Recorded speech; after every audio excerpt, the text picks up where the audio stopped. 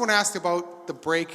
When you go into a break on a 4-game winning streak, is that a good thing? Is it a bad thing? How do you guys look at this 5-day break, playing the way you guys have been playing? Good and bad. I think the bad part of it is it can kill momentum. I think guys were feeling really well about themselves, and it's much more enjoyable coming to the rink every day when you're winning. But I think more importantly, I think this break is good for us because we had a lot of guys that were on the brink of breaking down physically. We had a lot of guys that were nursing things and could use a couple days off. So that aspect, I think overall it should be good for us.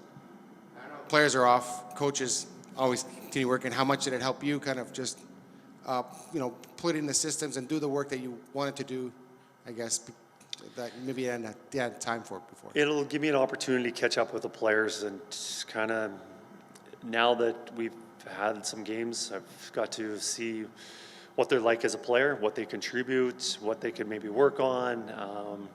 Now I can meet with them and give them some meaningful interactions, some feedback. Where before I was just talking to them, getting to know them, and knew them a little bit on TV and what I heard about them, stuff like that. But now I think I have a little more substantial information to give them, share with them what they provide for our team, how they can get better. So during this break, it gives me that opportunity to do that. Otherwise, when we're playing every second day, it's pretty tough to do that. I wanted to ask you about one of those players, Zach Hyman. Every coach that's ever coached hockey says to his players, go to the net, stand there, don't do flybys. That's where you're going to score goals. He does it maybe as good or as anyone in the league. What have you seen from his game, and what makes him so effective, and why do you think he's having such a good year this year? Well, I think a lot of it is, one, he protects the puck really well. He's able to continue plays and not give away the puck, where a lot of players maybe throw a blind pass to the slot and it might work out. Most times it doesn't. He's able to protect a puck and get the puck to, he's usually playing with some pretty high quality players. So he's able to not kill plays and get them the puck, and he later benefits by going to the net. Another thing he does is when he doesn't have a play and can't find a teammate, I don't know if I've seen anybody deposit a puck for the forecheck and being able to retrieve it.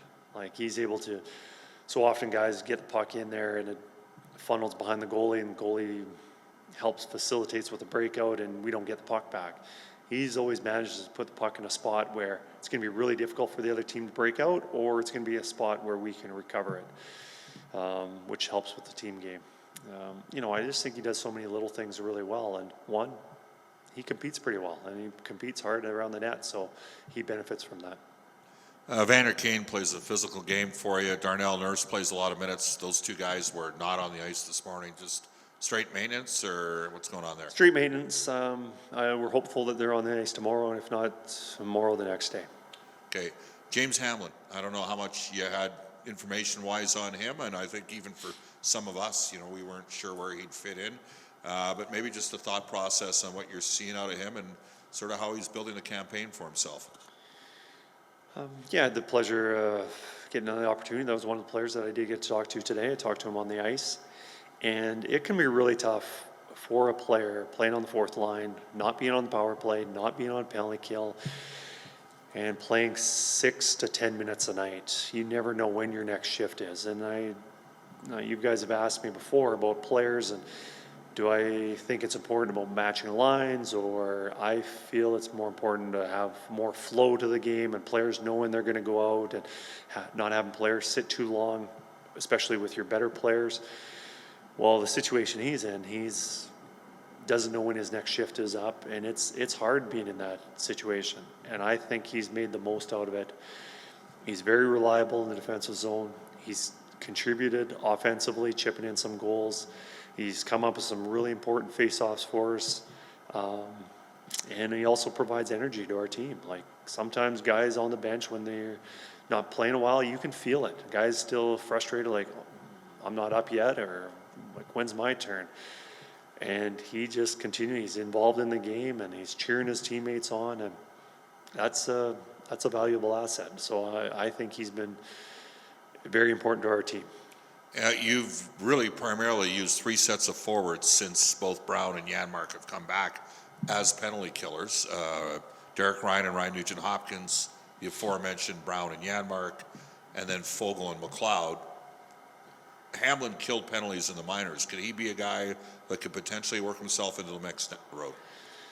Absolutely, somebody that could. Right now, you get too many guys killing, it just takes away the ownership of